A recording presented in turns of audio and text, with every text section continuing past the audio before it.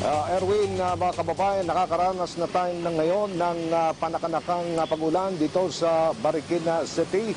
Nandito tayo sa Marikina Bridge sa kaban ng Marcos Highway sa Batala.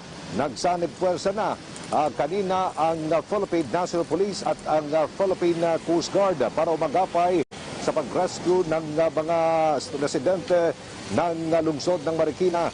At Pangulong Rodrigo Duterte nagsagawa naman ng aerial inspection sa mga apektadong rehiyon. Ang update mula kay Mela Lesmoras live. Mela. Aljo, patuloy nga ang pagtutok natin sa sitwasyon dito sa Marikina City, kung saan mapapansin nyo sa aking paligid dito sa isang bahagi ng Barangay Barangka malapit lamang sa Marikina River.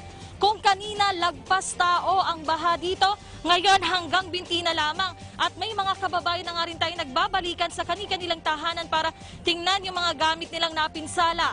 Ngayon naman, silipin natin kung ano ang mga nangyari kanina bago ito.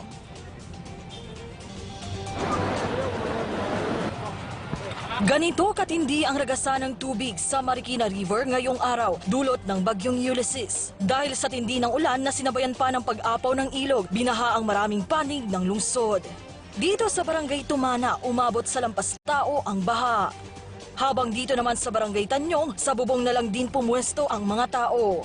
Ang mga residente, magkahalong hinagpis at pagkabigla ang naramdaman sa sitwasyon. Parang mga 12, mga ganun pa hanggang sa magpag-umaga na. Kasi parang hindi kami natutulog dahil yung hangin nga at saka yung lakas ng ulan. Parang Titanic. Nung mag-alarma siya, nagsimula na magkagulo yung mga tao. Tapos pinalikas na kami. Ayun, wala kaming nadalang damit. Pero ang matinding sakuna, tinapatan din ng mahigpit na pagresponde ng mga otoridad. Tulad na lang dito sa Barangay IVC. Siguro po nasa 8 hours na po siguro yung ganito po na nasa taas kami. Ano po panawagan niyo, sir? Kailangan na po namin ng konting tulong, especially po sa mga battery. Tuloy-tuloy nga yung rescue operations dito. Ang mahirap nga lamang, lumalakas yung alon. Sobrang malakas yung current.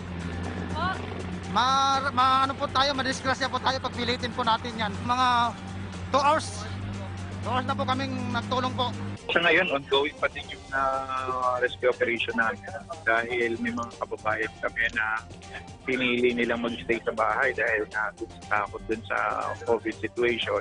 Opo. At hindi nila expect yung bigla ang pagtaas ng ulan. Sa Provident Village naman, tumulong na ang Philippine Coast Guard sa pagsagip ng mga kababayan nating nangangailangan, kung saan prioridad ang mga may edad at vulnerable persons. Ang Philippine National Police, ibayo na rin ang naging pagtulong sa lungsod sa pangunguna ng bagong pinuno nito na si General Debold Sinas. Mismong si Pangulong Rodrigo Duterte naman, nag-aerial inspection na rin hindi lamang sa Marikina City, kundi maging sa iba't ibang panig ng rehiyon para makita ang tindi ng pinsala ng kalamidad.